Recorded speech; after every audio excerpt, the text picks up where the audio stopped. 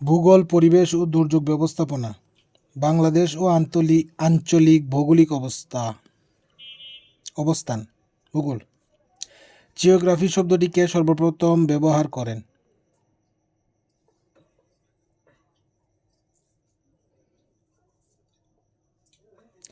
ইরাটোস্তেনিস। Greek পণ্ডিত সর্বপ্রথম geography বা ভূগোল শব্দটি ব্যবহার করেন। গ্রিক শব্দ জিও অর্থ পৃথিবী এবং গ্রাফি অর্থ বর্ণনা, সুতরাং জিওগ্রাফি অর্থ পৃথিবীর বর্ণনা। পৃথিবীর প্রাচীনতম ভূগোল বইটির নাম ক্লাউডিয়াস টলেমির পিরিয়ডস। কোন ভাষা জিওগ্রাফি শব্দটির উৎপত্তি হয়েছে?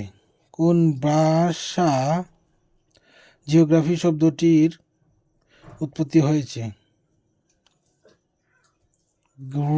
গ্রিক ভাষা। ব্যুৎপত্তিগত দিক থেকে জিওগ্রাফি শব্দের অর্থ কী? পৃথিবীর বর্ণনা।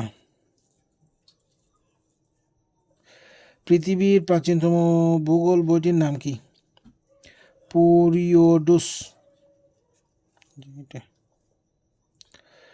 কোন বিষয়কে সকল প্রকৃতি বিজ্ঞানের জননী বলা হয়? ভূগোল ও পরিবেশ। কোনটি গাণিতিক ভূগোলের অন্তর্ভুক্ত? অক্ষাংশ, দ্রাঘিমাংশ। GIS এর পুনরূপ কোনটি? Geographical information system.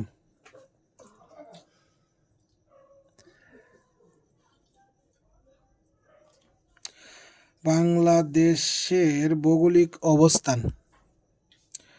বাংলাদেশ এশিয়ার কোন অঞ্চলে অবস্থিত?